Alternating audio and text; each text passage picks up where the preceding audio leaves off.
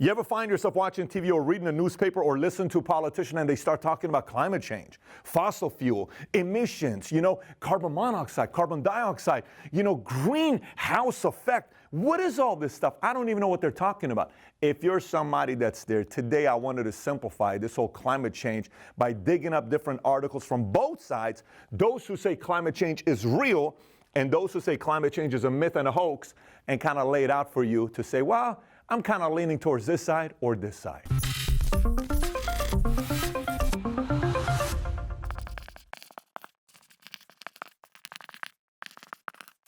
So let's get right into it. First thing we're going to talk about is those who believe climate change is a real danger, those who think it's a hoax, what really started the entire conversation with the greenhouse, effect, and then the fossil fuel leaders, and then are there people on the money side, on the oil side, that are kind of causing us to not look at certain research, and then my final thoughts. So let me start off with who thinks climate change is a danger. So those who believe it's a danger, this is what they're saying.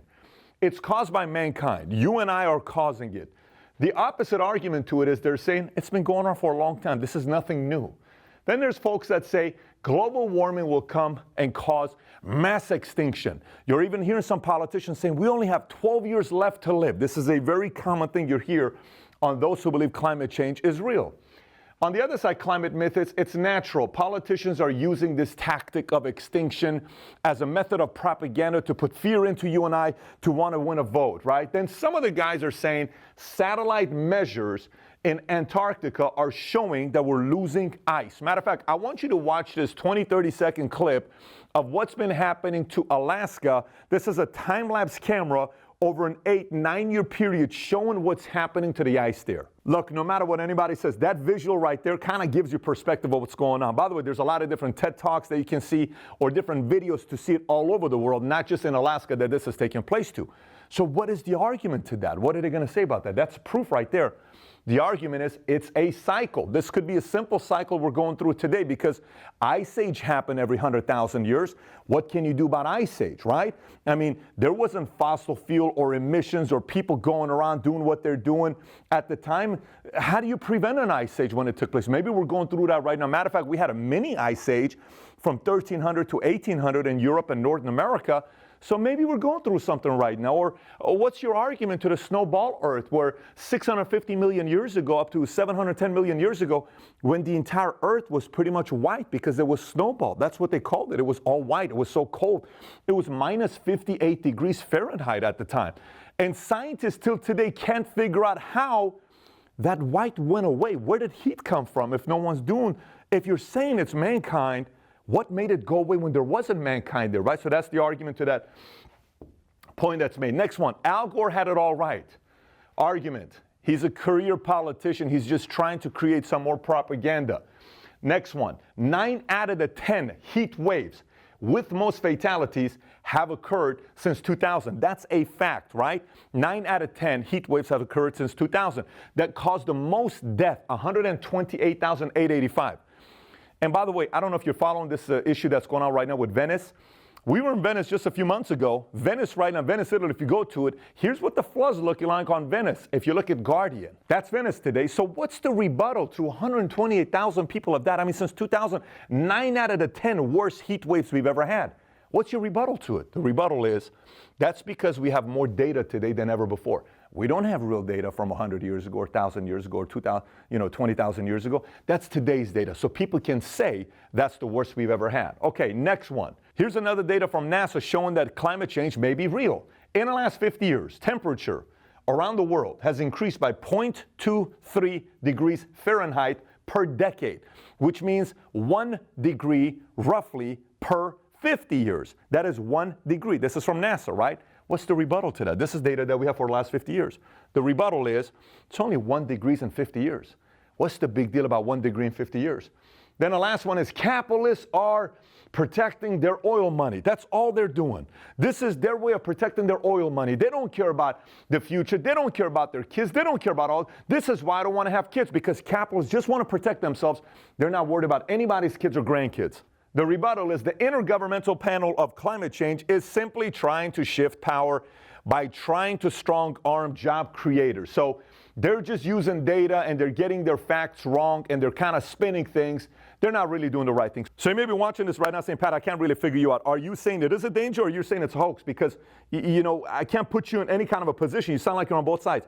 The entire purpose of this video is for you to watch it, and then from there, go do your own research. Don't take my word for it, or the politician's word, or your uncle's word. Go do your own due diligence, and don't just look at one side.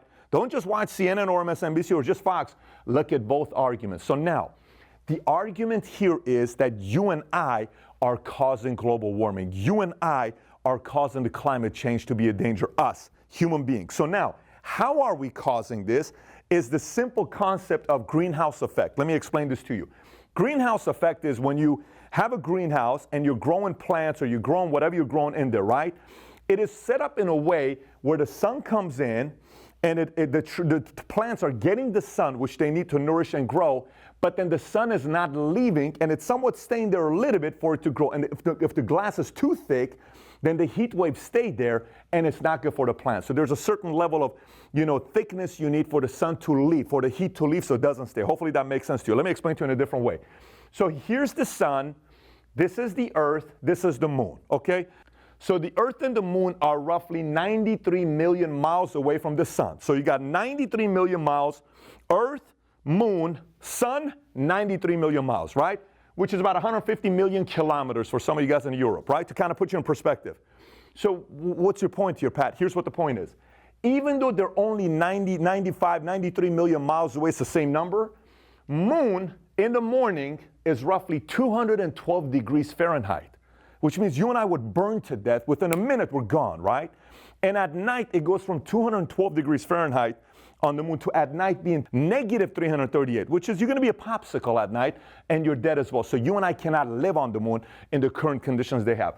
Now, on the other side, on Earth, the temperature is roughly 57 to 61 degrees Fahrenheit throughout the day. Right now, you got some highs, you got some lows, but that's the average, 57 to 61, which means you and I can exist and we can live on Earth, which is what you and I have been doing for roughly 200,000 to 300,000 years. Your parents, your grandparents, all the other folks that came before us, right?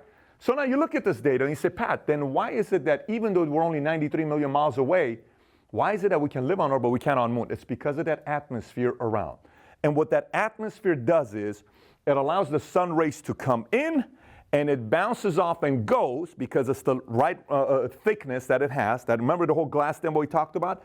That it leaves, but it keeps enough of the heat here so you and I can survive. And because Moon doesn't have that, you cannot live on the Moon. That's pretty much what the argument is with the greenhouse effect, right? If that makes sense to you, why are they saying climate change and we are causing it? Well, that's leading to the carbon dioxide, which carbon dioxide is causing this atmosphere to get thicker. And the thicker it gets, the rays, they cannot bounce off. So they're going in and they're going boom, boom, boom, and they're coming back in. Boom, boom, boom. Some of them are leaving, boom, boom, boom. Some of them are going back in. Okay, just kind of try to get a visual for that. So it's staying here, and that's why the temperatures have been going up based on what NASA said, 1 degree in the last 50 plus years, right? So now what does this mean, Pat? Here's what it means. CO2, carbon dioxide. What does it mean? Who produces carbon dioxide? A few different ways. One of the ways is you and I. We produce it. Me, you, animals, we produce carbon dioxide. Another way is volcano eruption produces carbon dioxide. Then it's deforestation, which is what? The more trees we cut, the higher the carbon dioxide we have, which means, again, it's getting thicker and thicker and thicker. Next one is the burning of fossil fuels. The more you burn fossil fuels, it's putting pressure and it's keeping the heat within in here. And the last one is land use changes. We're cutting grass and we're turning into roads, properties, et cetera, et cetera. So that is causing the atmosphere to get thicker, which is causing the heat waves to sustain. If that makes sense to you, now we can go to the next part, which is 15 billion metric tons of fossil fuel was consumed last year. 15 billion metric tons of fossil fuel last year. And who are the leaders today? Number one today is China, 27.21%. Number two is US at 14.58%.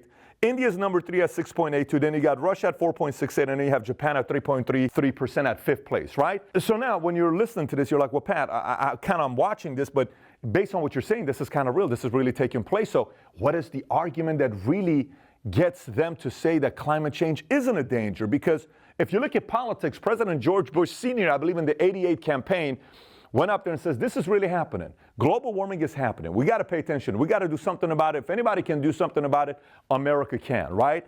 And then you fast forward to around 2006, April 14th, I believe, the former CEO of ExxonMobil, Lee Raymond, he started going out there, and this is rumors, this is articles that was written about it, that he was funding scientists to write articles and do research saying climate change is not really happening, it's not really that dangerous, and it's not man-made, it's not caused by oil. And by the way, Lee ended up getting a $400 million retirement package when he left April 14, 2006, which is the largest ever at that time for a publicly traded company. And then there comes Rex Tillerson, which is the CEO after Lee Raymond, and he ends up striking a $500 billion contract with Russia to go and dig in the Arctic, which is not something that's happened in the past before. And obviously when that deal took place, that kind of benefits Russia because money's going to be made for ExxonMobil and Russia, and it just never happened before. So it was a very big deal for him with Rex, and Rex is also former, I believe, CEO and president of Boy Scouts himself, and he was involved in politics. I mean, he did some stuff with Trump as well. They had some issues with him and Trump based on what Nikki Haley came out and said that Rex wasn't a fan, and he was a fan, and maybe he is, maybe he's not. There was a lot of conflicts politically with him as well. But that's some of the stuff with oil, because you'll hear a lot of arguments saying folks who are running oil companies, ExxonMobil, they don't care about, you know, the safety of the world. They're just trying to make a lot of money, and they're trying to get some big deals. Now, all of this has caused countries like China to spend $780 billion in renewable energy by 2030. That's what their commitment is.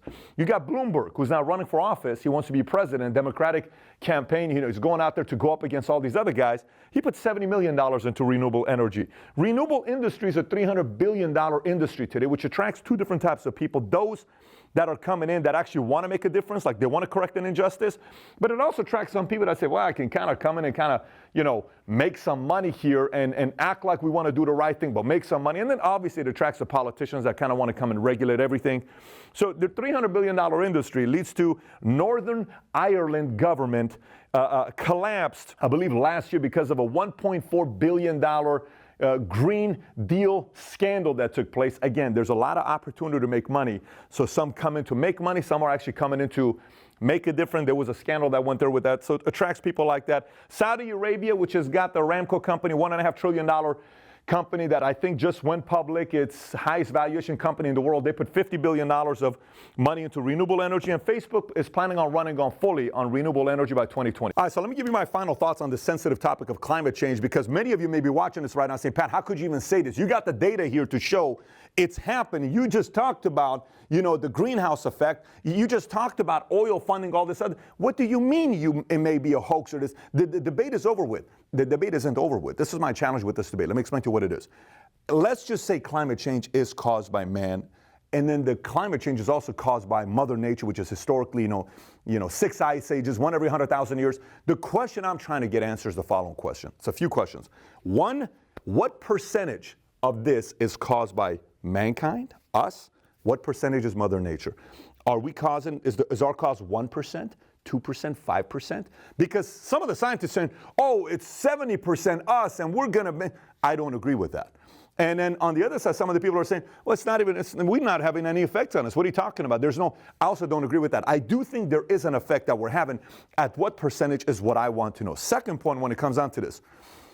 I'm also not naive to not think about the fact that, you know, cigarette companies, nicotine companies, Philip Morris for many years would hire scientists paying money on the side saying, hey, give us some research to show that, you know, nicotine is actually good for you. We know when this happened with the movie Thank You for Smoking, you know the story about it. Like, hey, yes, nicotine is good for you. It's not bad for you. They pitched it and we bought it. Milk does a body good. Milk, there's a lot of different research that's also not as good for you. Or sugar versus fat. Sugar's not that bad for you. Chocolate companies, fat is terrible for you. We're learning fat is actually not bad for you. We just didn't know about fat. When all these scientists, we didn't know about it. We're getting smarter. So there's also part of it that I get funding scientists, because there's two different types of scientists. There's those that get involved and all of a sudden money buys them out to go to a different place, make 4 times more, get a bigger funding.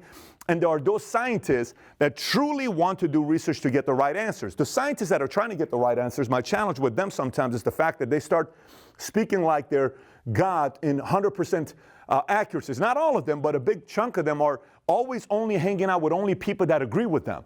And sometimes to be in a setting where you're only around people that agree with you, it's also not helping us use your brain that you have, the talent that's been given to you, to steer it and push it a little bit, for you to get frustrated and want to go do more research. So the argument for me on both sides is taking place. Look, I lived in LA, I looked at the sky, I looked at the clouds, and it was all black when I would drive down the 2 freeway downtown. Or China, you're seeing how, of course we're having some effect on climate change. And as somebody that's in the financial industry, to say 0.23% every 10 years, that's 1.15 degrees in 50 years.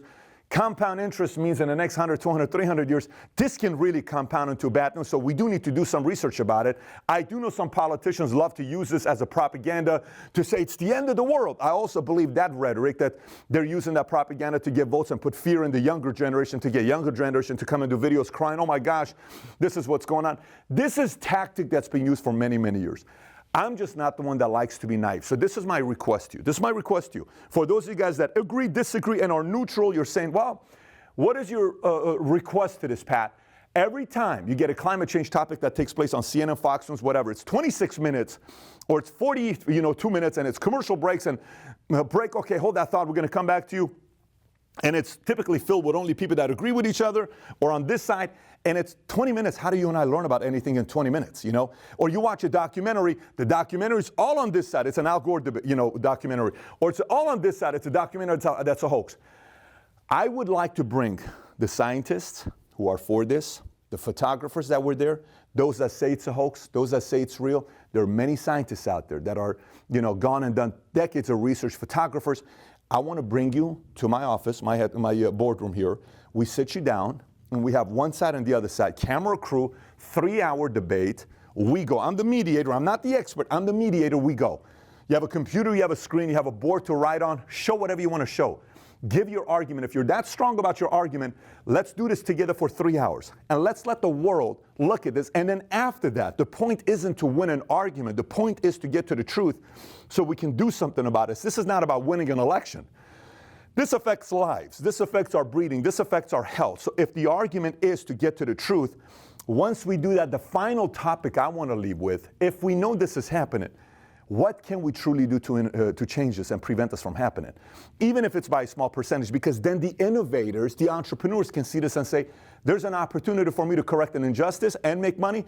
I want to go out there and fix it. Then it attracts the right entrepreneurs to come in. So if you are watching this, and you have certain scientists you want to recommend, or certain experts in this area you want to recommend on both sides of the aisle to come to the home office in my boardroom for me to mediate it, send me a tweet at Patrick Bet David, or send me a text at the number over here, the 310 number, with the name. Or if you're the scientist, you're the expert yourself, contact me directly. We'd love to invite you. Once we have both people on both sides, enough people on both sides, we'll invite you to do this here in our boardroom. And then if you watch this topic, this video, you enjoyed it, and you kind of want to know a little bit more about the political topics that are coming up, there's 2 other videos I want you to watch. One video I did is on U.S.-Iran relationships. Since I lived in Iran for 10 years, many of you asked me to do a video on the history of U.S. and Iran. I did it. This is the video on the relationship, and it has to do with oil as well, which is kind of this video. And the other video that you may enjoy is one on Social Security and how the long-term effects of Social Security will be on taxpayers, you and I, the effects of it. If you want to get a little bit more knowledgeable on that, click on this video.